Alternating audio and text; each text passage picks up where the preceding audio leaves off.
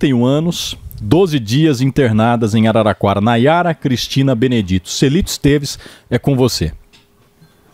Pois bem, a Nayara, ela teve quase 50% do corpo queimado e acabou morrendo depois de 12 dias no hospital, internada na Santa Casa. Eu estou na varanda da casa da dona Elizabeth, que é avó da Nayara, que tem muitos pontos de interrogação com relação à morte, ao falecimento da neta. E a gente vai explorar esses pontos agora. O primeiro deles é com relação a 12 dias de internação na Santa Casa, quando o caso seria para um encaminhamento para um setor especializado. É o que diz a dona Elizabeth, é o que ela acredita, e diz que nesses 12 dias ela viu a filha sofrer, a neta sofrendo lá no hospital. Bom dia, Elizabeth.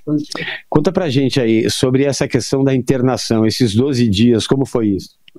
Ela estava em coma, né? Induzida, né? Como é que fala? Isso. Induzida. Então estava induzindo ela com aqueles medicamentos, e a minha filha ia ver, minhas irmãs revezavam para ir ver, e nada melhorando. Aí minha filha ligava para todos os hospitais, porque ninguém ia atrás, mas não conseguiu uma vaga. Quando eu procurei como que ele chama, aquele menino que trabalha com vocês lá? O Madalena, o Luiz Antônio, o Lucas. Luquinha. Procurei o Luquinha, saí cedinho daqui, conversei com ele. Ele falou: Elizabeth, eu vou entrar em contato com o hospital. Quando eu cheguei aqui, eu recebi uma notícia da minha filha, que ela falou: mãe, o hospital tá me chamando, mas mamãe se prepara, ou para uma coisa boa que ela vai ser transferida, ou que aconteceu alguma coisa grave. Eu esperei um pouquinho, liguei, falei com o Lucas. Falei: Lucas, não deu tempo, filho. A minha neta foi embora. Aí ele ficou assim, sem saber o que fazia comigo. Mas ele me agradeceu, eu agradeci muito ele. Mas a resposta que eu quero saber, com que ela foi queimada? Se foi água, se foi óleo, se foi ácido, se foi fogo, o que foi? Porque os cabelos dela estavam normal, não queimou cabelo, estava tudo certinho, e o corpo inteiro queimado. Bom, vamos lá então, agora detalhar um pouco a história. Com relação ao hospital, sim, era ideal que ela tivesse sido transferida para um especializado. Com certeza. No outro dia deveria ter transferido ela para outro hospital. A Elizabeth até estava lembrando a gente aqui que no Jardim Laura Molina teve uma casa que pegou fogo, o casal se queimou e no dia seguinte o homem foi encaminhado para Catanduva, para um hospital especializado. E ela me questionou aqui por que com a minha filha foram 12 dias na Santa Casa. 12 dias. 12 dias na agonia, preferia a morte, né? Na UTI, entubada. Depois tiraram o tubo, fizeram aquele negócio na garganta dela lá para respirar, mas não valeu nada. Certo. Agora a questão que a dona Elizabeth coloca com relação ao porquê das queimaduras, como isso aconteceu. A polícia trabalha, no relato da polícia, consta com uma possibilidade de autoflagelo, autopunição, como se a Nayara tivesse ateado fogo no próprio corpo. Mas a avó questiona isso e com um argumento forte, porque no dia em que isso aconteceu, ela tinha brigado com o namorado. E pelo jeito não foi uma briga qualquer, né? Eu não estava lá para ver, né? Eu tô falando assim, mas eu não estava lá para saber. Porque jamais a minha neta ia ter coragem de jogar água no corpo, sei lá, fogo. Porque os cabelos dela estavam sem queimar. Agora fala que ela jogou o galão de álcool. Na minha cabeça tem porque o álcool ia subir pro cabelo dela. E o cabelo dela estava inteiro, não tinha nada queimado. E o que jogaram nessa menina? O que aconteceu? Que eu não tô, a perícia foi lá, até agora eu não sei de nada. E eu quero saber da verdade. Bom, um detalhe que da nossa cabeça. Dona Elizabeth falou para mim antes, eu vou pedir para ela repetir agora aqui no ar, que no dia, você, quando foi na delegacia, encontrou o namorado dela lá. Sim. E qual foi a conversa entre vocês? A conversa que eu tive com ele foi que ele falou: eu peguei a Nayara num telefone com o tarde Guilherme. Aí eu falei assim: ô Paulo, por que você, a hora que viu que a Nayara jogou álcool no corpo, você não deu um empurrão nela, você jogou ela pro lado? Aí eu falei: aonde você estava? Entre a cama e o guarda-roupa. O álcool ia pegar no corpo dela, ia cair no chão, ia pegar fogo na cama, no guarda-roupa. Não teve fogo nenhum dentro do quarto. Agora estão falando de fogão que explodiu. Não, ela não tinha fogão. Ela cozinhava no álcool. Isso é verdade. Então ela não tinha bujão, que ela estava fazendo a vida dela A gente esperava que ela estava fazendo uma vida com esse cara. Não conheço, não sei quem é. Não estou acusando ele, mas eu queria saber da verdade. Eles não foi atendido junto no SAMU. Ela foi no SAMU sozinha com um casal de lá do prédio, que foi junto com ela. Não sei quem é esse casal, que eu não vou investigar também, que eu não posso ir. Você acredita que ele, estando no mesmo ambiente que ela, no momento, se ele falou para você, ele viu o que aconteceu, né? Ele viu como aconteceu. Sim. Se ele estava no mesmo ambiente, você disse para mim, ele poderia ter evitado, enrolado ela no cobertor? Sim, ou sim, ela queimou muito. Forma, né? Se fosse um álcool que pegou fogo, dava tempo dele jogar, pra ela não se queimar o tanto que queimou, porque ela estava com Aí não sei, parece que furou a barriga dela. Tava com furo, não sei do que. Se foi da queimadura, o que foi. Sei que meu neto falou que tava saindo xixi pela barriga. Eu não fui ver, porque eu não tenho coragem de ver. Mas o meu neto viu, ele põe um desespero em nós. Aquela durou mais 3 dias, depois que ele foi ver. Então, todo dia uma pessoa, todo dia ia. Mas minha filha falou, mãe, não vai ver a Nayara. Eu peguei e não fui ver. Mas agora que eu fui saber, mas a única coisa que eu quero saber, o que aconteceu com a Nayara, do que ela foi queimada, porque o médico deve saber, porque médico sabe se foi água, se foi... Um fala que é água, tu fala que é álcool, tu fala que é... Na minha cabeça. Então a família quer saber, minha filha quer saber o que aconteceu com a Nayara, o que aconteceu ali dentro daquele apartamento. Nessa sua dúvida, você inclui aí o fato de que pode ter sido provocado pelo namorado? Então, o que eu posso falar? Talvez uma pergunta um pouco embaraçosa, né? Ela não quer, tenho medo. Claro, fazer nenhuma acusação ela não sem provas, quer acusar, apesar da interrogação que paira sobre a família. A família tem o direito de questionar. É importante que a gente traga aqui o que disse a Delegacia de Defesa da Mulher. O caso aconteceu nos prédios ali do Pedregal, é isso, Celito? Só confirma onde aconteceu toda a cena, no Pedregal. Exato, nos prédios do Pedregal, onde a Nayara morava, no apartamento onde ela morava. Ela morava com o namorado ou não? Sim. Morava com ele. Então, morava com o namorado. Perfeito. E ele disse então para dona Elizabeth que foi uma crise de ciúme, né? Porque ele pegou ela no telefone com outra pessoa. A coisa aconteceu numa crise de ciúme. A DDM, em esclarecimento ao Cidade On, disse o seguinte: não há indícios de crime a princípio e todos os elementos da investigação apontam para autolesão, ou seja, que a vítima tenha ateado fogo no próprio corpo utilizando o álcool empregado para o preparo de alimentos. Segundo a delegacia, familiares da vítima e a equipe médica do hospital já foram ouvidos no inquérito.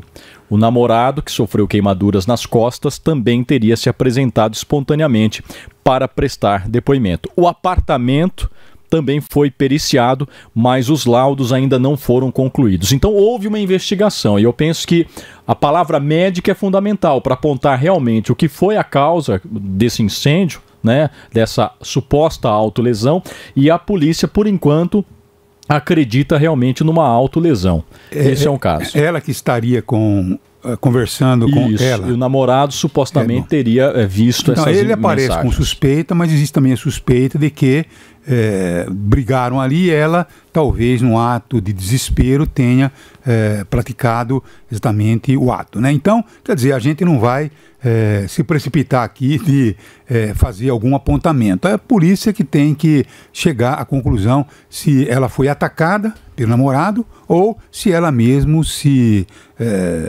queimou. Se mutilou. Se mutilou, autolesão, né? Agora, o que também nos espanta muito mais é deixar uma pessoa 12 dias num hospital que faz tudo para que a coisa saia corretamente, mas não tem as estruturas que tem um hospital de queimados. Eu tive uma pessoa da família que sofreu uma queimadura grave, foi minha mãe, sabe? E ficou muito tempo e se recuperou, sabe? Com água quente. Né? Então, quer dizer, mas naquela época na própria Santa Casa, tinha uma estrutura para queimados. Você entende? Não? Então, isso faz 40 anos, né? Então, quer dizer, agora, a gente sabe perfeitamente que tem que ter todos os médicos, inclusive, preparados para isso. Você entende? Agora, por que essa mulher ficou no hospital sem as condições que teria uma unidade de queimado? Por quê? É isso. O Zé Roberto tem uma nota da Secretaria da Saúde. Eu também chamo o Lucas para conversa na sequência, porque o Lucas intermediou um contato no dia da morte da Nayara, infelizmente, com a Santa Casa. Ele conversou com Iaxuda, né? Mas uma nota em seguida ao Lucas. Pois não, Zé Roberto? A Secretaria de Estado de Saúde de São Paulo lamenta o falecimento e informa que durante o período de internação, a paciente Nayara foi assistida pela Santa Casa de Araraquara, recebendo assistência em leito de UTI, com retaguarda de equipe de cirurgia plástica especializada no cuidado de paciente queimado. A Central de Regulação de Ofertas de Serviços de Saúde, o CROSS, é responsável pela regulação hospitalar e ambulatorial no estado de São Paulo. É importante explicar que a regulação é uma atividade de intermediação entre os serviços de origem e de referência. Seu papel não é criar leitos, mas promover o acesso por meio de identificação de uma vaga no hospital mais próximo, seja ele municipal, estadual ou filantrópico, e apto a cuidar do caso. A central possui um sistema online que funciona 24 horas por dia e busca vaga disponível em serviços de saúde do SUS, preferencialmente na região de origem do paciente, com disponibilidade e capacidade para atender cada caso, priorizando os mais graves e urgentes. Bom, explicou o que é um serviço, mas não é claro... Eu conversei com uma pessoa que trabalha há muito tempo nos serviços de saúde e diz que geralmente esses casos de queimados, a transferência é muito rápida, que achou muito estranho ela não ser transferida antes, porque tem hospital de queimados em Ribeirão, Bauru, Catanduva, São José do Rio Preto. Então teriam muitas opções e geralmente essas alas não ficam lotadas. Os casos de queimadura nesse nível de gravidade não são tão comuns. Então acha que pode ter tido algum outro problema de saúde dela que inviabilizou a questão da transferência, porque estava tão frágil, tão debilitada, que uma retirada da UTI para uma viagem poderia causar alguma complicação além.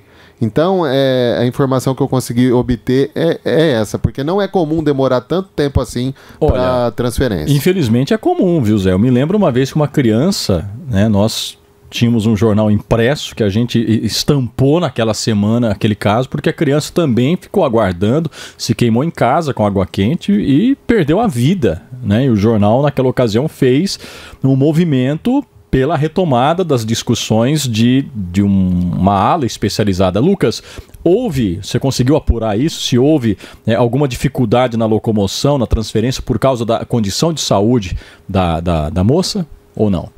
Luiz, no dia que a dona Beth veio aqui por se tratar de um caso grave, prontamente eu entrei em contato com a Santa Casa, mas assim que eu entrei em contato, eu fui informado do falecimento da Nayara. Então, a Santa Casa informa que a paciente ela foi admitida pela instituição na data do ocorrido, que foi dia 27, recebeu os cuidados médicos e assistenciais e foi avaliada.